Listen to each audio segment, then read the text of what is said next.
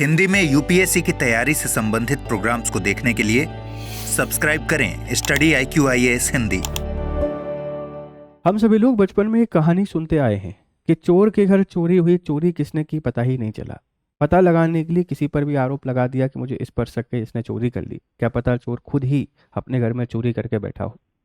ऐसी ही कहानी अभी हमको इंटरनेशनल रिलेशन में देखने को मिल रही है।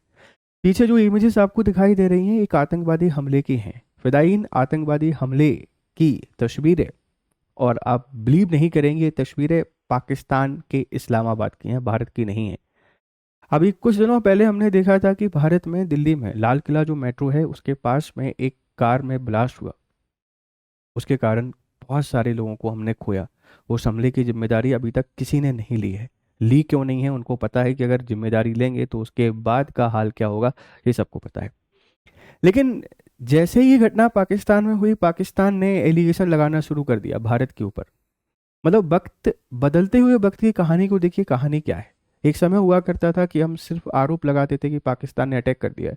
अब पाकिस्तान में आए दिनों कोई ना कोई अटैक हो जाता है, कोई सुसाइड बॉम्बर आ जाता है, कोई फिदायीन हमला हो जाएगा, कोई कोई ना कोई पाकिस्तान में जब भी आतंकवादी हमला होता है भारत को ब्लेम करता है।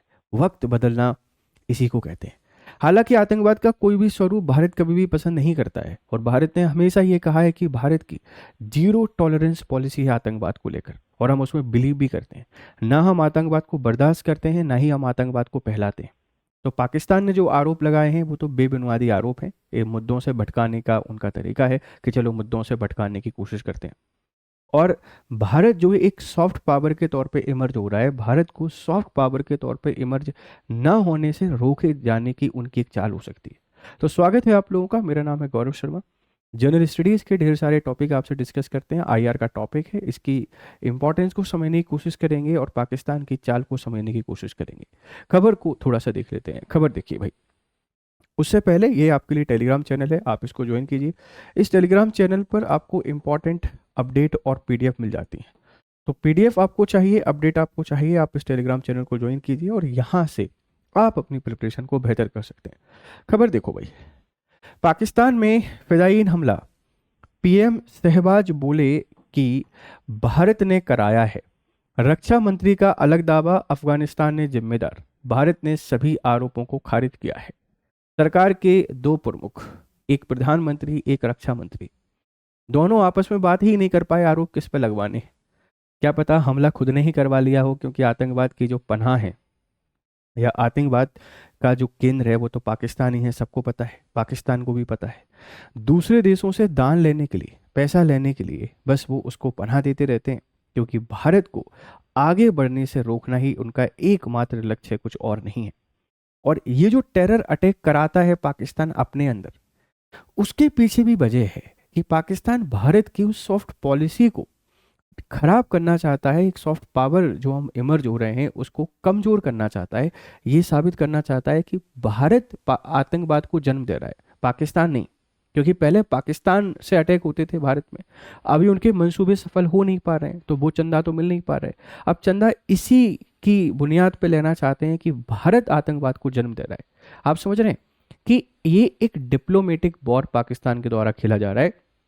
खुद पाकिस्तान अटैक करवाता है, अब आतंकवादी हैं इतने सारे फ्री बैठे हैं, क्या करें, अपने यहाँ पे उनको सुसाइड बॉम्बर बना के अटैक करा देते हैं। और इसका ब्लेम किस पे डाल देंगे? भारत पे डाल देंगे। इससे जो साउथ एशियन कॉन्टिनेंट है, जो साउथ एशिया में इनस्टेबिलिटी हमेशा बनी रहे, और इसके कारण ग्रोथ पर बहुत नेगेटिव इम्पैक्ट पड़ता है, और इसके कारण हमारी जो इमेज है उस इमेज को भी धब्बा लगाने की कोशिश की जाती है। तो जैसे भारत सॉफ्ट पॉलिसी, डिप्लोमेसी, इनमें हमेशा आगे बढ़ रहा है, अब पाकिस्तान चाहता है कि यार यहाँ से भी हमको इसको रोकना है। ठीक है, ध्यान रखिएगा। तो ये सारे के सारे आरोप बेबुनियाद हैं, लेकिन वक्त के बदलने की कहानी हम यहाँ पे समझ पा रहे हैं कि कैसे वक्त बदला है, पहले क्या होता था और आज हमको क्या देखने को मिल रहा है। इसके सारे डिमेंशन को समझने की कोशिश करते हैं। देखो, ये भाई आपका पड़ोसी है, अपना पड़ोसी है, और इसको सही इसके नाम में ही बस पाक है, बाकी तो ये पूरा का पूरा नापाक है। पाकिस्तान ये भारत के वेस्टर्न या पश्चिमी क्षेत्र में अवस्थित है। आप कश्मीर, लद्दाख, पंजाब, राजस्थान, गुजरात इसके साथ बॉर्डर शेयर करता है। और यहाँ ये जो हिस्सा है अफगानिस्तान और पाकिस्तान का, तो ये अफगानिस्तान और पाकिस्तान के बीच में तो विवाद चलता ही रहता है, ये तो विवाद में है। और अफगानिस्तान में तालिबान रूल है, एक समय हुआ करता था कि तालिबान का पाकिस्तान सपोर्ट करता था, लेकिन अब तालिबान भारत के फेवर में आ गया है, तो तालिबान के द्वारा भी, है ना, तहकीक के पाकिस्तान, आपने एक टेररिस्ट ऑर्गेनाइजेशन के बारे में सुना होगा, वो अफगानिस्तान में ही ऑर्गेनाइज और developed and supported by the Afghanistan है, वो भी यहाँ पे कहीं ना कहीं अटैक करता रहता है।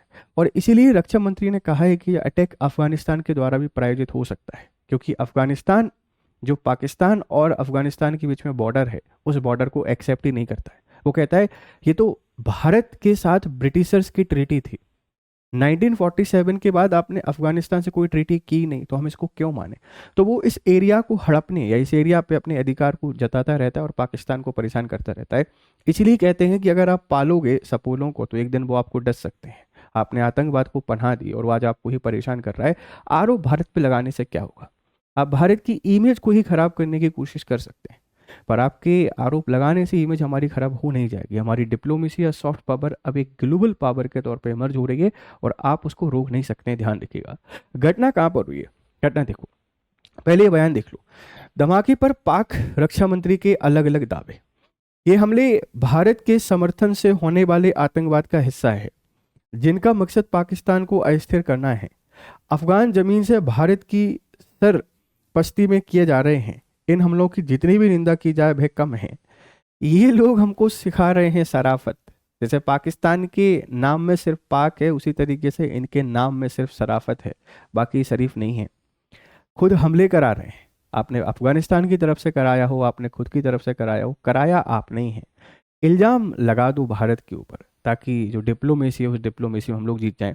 अब इनके ही भाई, इनके ही शागिर्द क्या बोल रहे हैं, हम जंग की हालत में हैं। हमला अफगान सीमा या बलूचिस्तान में नहीं बल्कि इस्लामाबाद में हो रहा है। तालिबानी शासक पाकिस्तान में आतंकवाद को रोक सकते हैं, लेकिन इस्लामाबाद तक ये जंग लाना काबुल की तरफ से एक संदेश है। दोनों भाई कॉन्ट्राडिक्टरी स्टेटमेंट दे रहे हैं, दोनों को समझ में नहीं आ रहा कि बोलना क्या है। अब हमला या तो इनने कराया, एक दूसरे को अपडेट नहीं दे पाए। तो जो डिप्लोमेसी आप खेलने की कोशिश कर रहे हैं, वो डिप्लोमेसी का समय अब जा चुका है। अब आप आतंकवाद के सिर्फ और सिर्फ आतंकवाद के भरोसे पूरी दुनिया से चंदा नहीं ले सकते। आप सिर्फ आतंकवाद के नाम पर भारत को हमेशा परेशान नहीं कर सकते, क्योंकि भारत अब पूरे तरीके से बदले लेने के मूड में है। और जो अटैक हुआ है, जो सुसाइड बॉम्ब हुआ है दिल्ली में, किसी ने अगर जिम्मेदारी ली तो फिर उसको तो नहीं छोड़ा जाएगा, इस बात को ध्यान रखिएगा, ठीक है। तो ये इनके अलग अलग बयान हैं। अब देखो, भारत ने रिस्पॉन्स कर दिया कि भाई हमने ऐसा कुछ भी नहीं किया है, ना हम कभी ऐसा करते हैं, और हम तो जीरो टॉलरेंस की पॉलिसी में बिलीव करते हैं, ना हम सपोर्ट करते हैं, ना प्रमोट करते हैं, ना किसी तरीके की आतंकवादी घटना को हम बर्दाश्त करते हैं। हम आतंकवाद को पूरे तरीके से खत्म करके मानेंगे, ध्यान रखिएगा। घटना का सार क्या है, डिस्ट्रिक्ट कोर्ट इस्लामाबाद में 11 नवंबर 2025 को यह प्रकृति आत्मघाती है, सुसाइड बम विस्फोट। ये सुसाइड बॉम्बर भी बड़े खतरनाक होते हैं, खुद मरते हैं, दूसरों को तबाह करके जाते हैं। कारण इसके पीछे क्या है, कारण वही है गरीबी, बेरोजगारी, परिवार की जिम्मेदारी होती नहीं है, बहुत सारा पैसा दे दिया जाता है, किसी के द्वारा दिया जाता हो, ये सुसाइड बॉम्बर बन जाते हैं, खुद चले जाते हैं, परिवार को आर्थिक मदद करके चले जाते हैं। तो सुसाइड बॉम्ब हुआ, 12 मृत और 36 घायल। जिम्मेदारी अभी तक किसी संगठन ने नहीं ली है। राजनीतिक प्रतिक्रिया, सीएम शहबाज शरीफ ने कहा है कि भारत को जिम्मेदार ठहराए। रक्षा मंत्री ख्वाजा आसिफ ने अफगानिस्तान को जिम्मेदार बताया, और भारत ने इन आरोपों को झूठा नैरेटिव बताया। हमको पता है कि झूठा नैरेटिव है, पाकिस्तान खुद से ही खुद में ब्लास्ट करा लेता है और भारत के ऊपर आरोप लगा देता है। कारण क्या है, आप इसको बहुत अच्छी तरीके से समझ गए होंगे। अब एक बार समझने की कोशिश कीजिए, पाकिस्तान इकोनॉमिकली, स्ट्रेटेजिक, पॉलिटिकल, हर तरीके से क्राइसिस से गुजर रहा है। अपनी जनता को मूर्ख बनाए रखने का एक ही तरीका उसके पास है, या तो भारत पे हमला करे, या तो कश्मीर का मुद्दा उठाए, या फिर अपने यहाँ पर खुद हमला करवा ले और भारत को आतंकवाद समर्थक देश घोषित कर दे। अब भारत में हमला करने की हिम्मत तो कर नहीं पा रहे हैं, कश्मीर पर अटैक करने की सोच नहीं पा रहे हैं, तो क्या करें, अपने यहाँ पे ही तबाही मचा लेते हैं। इसी के नाम पर जनता को हम सिंपैथेसाइज करते रहेंगे, इसी के नाम पर जो मेन मुद्दे हैं उन मेन मुद्दों पर ध्यान केंद्रित करने से जनता को रोक सकेंगे। तो पूरे तरीके से इकोनॉमिक क्राइसिस से दौर से गुजरता हुआ जो पाकिस्तान है, शहबाज शरीफ या आप उस असीम की कहानी आप जानते ही जानते हैं, वो चाहता है कि पूरी पावर उसी के पास में रहे, किसी के पास कुछ रहे ही नहीं। लेकिन करोगे क्या पावर का, जब आप पूरी तरीके से बर्बाद होकर बैठे हो। ये हमले बताते हैं कि कितना क्राइसिस हमको देखने को मिल रहा है। इंडिया पाकिस्तान रिलेशन, पाकिस्तान का भारत पर आतंकवाद से जुड़े आरोप लगाना उसकी पारंपरिक नीति है। मतलब पाकिस्तान हमेशा खुद के यहाँ पे घटना कराता है और भारत पे आरोप लगा देता है। भारत ने बार बार कहा है कि पाकिस्तान राज्य प्रायोजित आतंकवाद, स्टेट स्पॉन्सर्ड टेररिज्म का समर्थन करता है। यह घटना फिर से पाकिस्तान की राजनीतिक अस्थिरता और आंतरिक सुरक्षा संकट को उजागर करती है। एक तो पॉलिटिकल इनस्टेबिलिटी बता रही है, इंटरनल सिक्योरिटी के बारे में बताती है कि कितनी कमजोर इंटरनल सिक्योरिटी हमको देखने को मिल रही है। भारत पे एलिगेशन लगाने से कुछ नहीं चलेगा, क्योंकि हमको करना होगा तो फिर हम खुलकर करेंगे, फिर तबाही करेंगे ना। ये छोटे मोटे हमले हम नहीं करेंगे, ध्यान रखिएगा। तो पाकिस्तान को समझना चाहिए ये जो नैरेटिव सेट करने की आपकी पॉलिसी अब नहीं चल पाएगी। अब ग्लोबल ऑर्डर बदल चुका है, जो सॉफ्ट पावर है वो भारत एक बहुत स्ट्रॉन्ग पावर के तौर पे इमर्ज हो चुका है। आप ये आरोप लगाना बंद करके आतंकवाद को खत्म करने पर अगर बात करना चाहते हैं तो भारत बात करेगा, नहीं तो नहीं करेगा। तो ये इंडिया पाकिस्तान रिश्तों को और ही खराब करने की दिशा में एक और प्रयास है पाकिस्तान के द्वारा। यहाँ से बेहतर तो कुछ हमको देखने को नहीं मिलेगा। इंटरनल सिक्योरिटी इन पाकिस्तान लंबे समय से तहरीक ए तालिबान पाकिस्तान TTP, अलकायदा और आइसिस खोरसन जैसे संगठनों की हिंसा से जूझ रहा है। खैबर पख्तून और बलूचिस्तान क्षेत्र आतंकवादी गतिविधियों का केंद्र रहे हैं। इस हमले से स्पष्ट होता है कि पाकिस्तान में राज्य और गैर राज्य तत्वों के बीच संघर्ष बढ़ रहा है। स्टेट और नॉन स्टेट जो एलिमेंट है इनके बीच में कॉन्फ्लिक्ट बढ़ रहा है। मतलब दो घटनाओं की पॉसिबिलिटी हमको देखने को मिल सकती है, या तो तख्ता पलट करेगी सेना, या फिर एक बहुत बड़ा यहाँ आपको जैसे जेएनजी जैसा प्रोटेस्ट देखने को मिल सकता है, जैसा नेपाल में हुआ है वैसा कुछ हमको पाकिस्तान में भी देखने को मिल सकता है। ये घटना यही संदेश देती है। तो इंटरनल सिक्योरिटी क्राइसिस में है पाकिस्तान में, क्योंकि पिछले 6 महीने में बहुत सारे अटैक हो चुके हैं। बलूचिस्तान में चलो मान लो बलोच आर्मी है, अफगानिस्तान बॉर्डर पे अफगानिस्तान है, लेकिन इस्लामाबाद, पेशावर और यहाँ अटैक होना मतलब कहीं ना कहीं वीक इंटरनल सिक्योरिटी की बात करते हैं। और जब भी पाकिस्तान कमजोर पड़ता है वो हमेशा भारत पे आरोप लगा के अपनी राजनीति को चमकाने की कोशिश करता रहता है। अब अफगानिस्तान फैक्टर की बात करते हैं। पाकिस्तान अक्सर अपने भीतर के हमलों का दोष अफगानिस्तान पर डालता है। अफगानिस्तान पर सीमा पार सक्रिय TTP जो अफगान तालिबान से वैचारिक रूप से जुड़ा है, पाकिस्तानी सुरक्षा बलों को चुनौती दे रहा है। यह दिखाता है कि तालिबान नियंत्रित अफगानिस्तान से पाकिस्तान को भी सुरक्षा खतरा बना हुआ है। देखो, वो अफगानिस्तान पे आरोप लगाए उसका जिम्मेवार भी भारत को ही बताता है, क्योंकि भारत के रिश्ते अच्छे हैं अफगानिस्तान से। इनडायरेक्टली जो कुछ भी होता है पाकिस्तान में उसका रिस्पॉन्सिबल सिर्फ भारत है, जबकि कड़वी सच्चाई ये है कि रिस्पॉन्सिबल तो यही है, हम तो रिस्पॉन्सिबल हो नहीं सकते हैं। तो आरोप लगाने से क्या ही हो सकता है। इंडियाज डिप्लोमेटिक स्टैंड, भारत ने कहा है कि पाकिस्तान अपने लोगों का ध्यान वास्तविक मुद्दों से हटाने के लिए भारत को दोषी ठहराता है। भारत की नीति terror and talks can not go together, आतंकवाद और बात दोनों एक साथ नहीं हो सकती हैं। भारत का रुख हमेशा रहा है कि सीमा पर आतंकवाद समाप्त हुए बिना कोई शांति वार्ता संभव नहीं है। पाकिस्तान को अगर इतना ही आतंकवाद से खतरा है तो अलकायदा, जैश ए मोहम्मद, आईसिस और जितने जो भी आपके आतंकवादी टेरर ग्रुप हैं, या तो आप खत्म कर दीजिए या इंटरनेशनल एजेंसीज को फ्री हैंड दे दीजिए, भारत को फ्री हैंड दे दीजिए कि आपको जो करना है आप करिए, सिविलियन पे अटैक मत करिए, हम पूरे आतंकवाद को पूरे तरीके से समाप्त कर दीजिए, हमारा कोई सपोर्ट नहीं है, कोई इन्वॉल्वमेंट नहीं है। ऑटोमेटिकली रिश्ते बेहतर हो जाएंगे, ऑटोमेटिकली पूरा जो आतंकवाद है खत्म हो जाएगा। पर पाकिस्तान मानता ही नहीं है। पाकिस्तान तो उनका सम्मान करता है, सपोर्ट करता है और उनको पीस मेकर के तौर पे इंट्रोड्यूस करता है, जबकि यही लोग हैं जो आतंकवाद को बढ़ावा दे रहे हैं, राइट। तो भारत ने इस तरीके से स्टैंड यहाँ पे लिया है, ध्यान रखिएगा। रीजनल सिक्योरिटी एंड इम्प्लीमेंटेशन क्या हो सकते हैं? दक्षिण एशिया में आतंकवाद, सीमा पार हिंसा और राजनीतिक अस्थिरता क्षेत्रीय शांति के लिए सबसे बड़ी चुनौती बनी हुई है। ये बहुत बड़ा फैक्टर है कि साउथ एशिया में जो इनस्टेबिलिटी है ये एक बहुत बड़ा मुद्दा बना हुआ है पूरे साउथ एशिया के लिए। जब भी डिस्टर्बेंस होता है सारी चीजें बिगड़ जाती हैं। सबसे नेगेटिव इम्पैक्ट पड़ता है इकोनॉमिक ग्रोथ पर, इन्वेस्टमेंट पर और फॉरेन ट्रेड पर, क्योंकि आपके पास तो शांति ही नहीं है, पीस ही नहीं है। और पाकिस्तान का यही लक्ष्य है कि भारत जो आगे बढ़ रहा है उसको आगे बढ़ने से रोका जाए। हमले करके नहीं रोक पा रहे हैं तो खुद के यहाँ पर हमले करके रोक लेते हैं। तो इसके हमको परमानेंट सॉल्यूशन निकालने पड़ेंगे, क्योंकि ऐसे तो इनस्टेबिलिटी बनी रहेगी और उसका नेगेटिव इम्पैक्ट पड़ेगा साउथ एशिया की ग्रोथ पर, और साउथ एशिया की ग्रोथ पर पड़ेगा तो इंडिया पर भी पड़ेगा। और अभी हमारे लिए ग्रोथ से कॉम्प्रोमाइज़ करने की कंडीशन नहीं है, क्योंकि हम एक ठीक ठाक लेवल पर मैन्युफैक्चरिंग एंड ट्रेड के उसमें आगे बढ़ते जा रहे हैं। तो इन घटनाओं को हल्के में ना लेकर, लाइटली ना लेकर, स्ट्रॉन्ग स्टेप इंडिया को यहाँ पर लेने चाहिए और इनके तत्काल समाधान पे खोजना चाहिए। और आप एक ग्लोबल लीडर के तौर पर इमर्ज होना चाहते हैं, लेकिन आप अपने साउथ एशिया में ही पीस एंड स्टेबिलिटी इस्टेब्लिश नहीं कर पा रहे हैं, तो कैसे काम चलेगा? तो वो ग्लोबल इमेज को बनाने के लिए भी आपको, चाहे वो पाकिस्तान हो या अफगानिस्तान हो, सॉरी, या बांग्लादेश हो, इनको कंट्रोल करना ही पड़ेगा। चाहे ये आपके यहाँ कुछ कर रहे हो या इनके यहाँ कुछ कर रहे हो, तो इनका सॉल्यूशन हमको खोजने पड़ेंगे। सार्क के ठप होने का एक कारण भी भारत तनाव पाक है।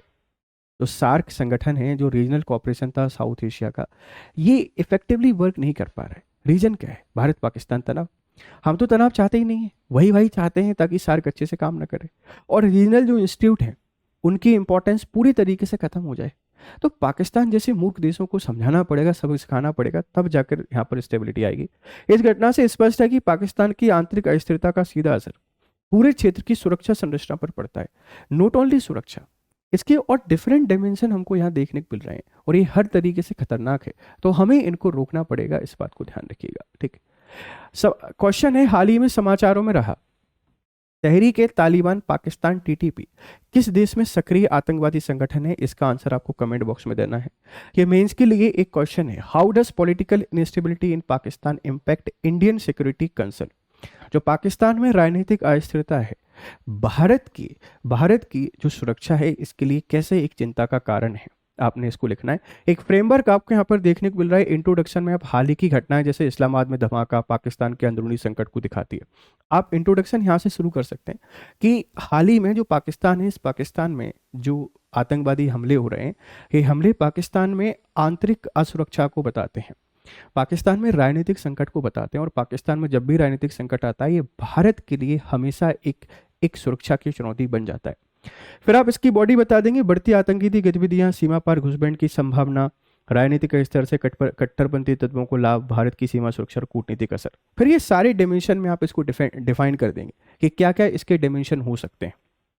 हर एक चीज, आतंकवाद बढ़ेगा, घुसपैठ बढ़ सकती है, हम हमले देख सकते हैं, इसका कूटनीतिक फायदा उठाने की कोशिश कर सकता है पाकिस्तान, डिप्लोमेटिकली हमको नीचा मतलब कम कराने की कोशिश कर सकता है।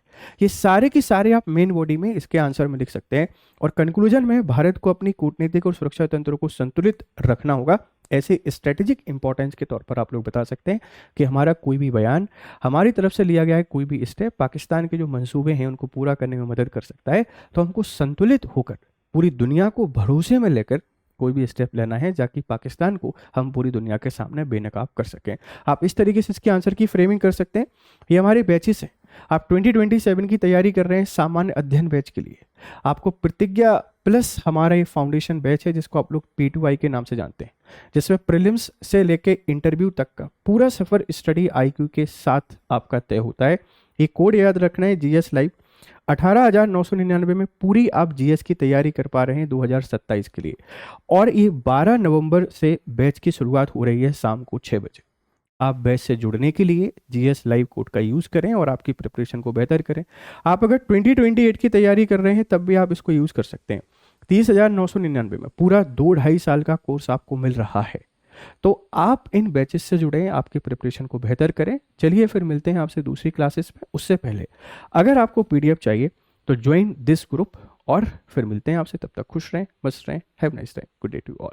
हिंदी में UPSC की तैयारी से संबंधित प्रोग्राम्स को देखने के लिए सब्सक्राइब करें स्टडी IQ IAS हिंदी।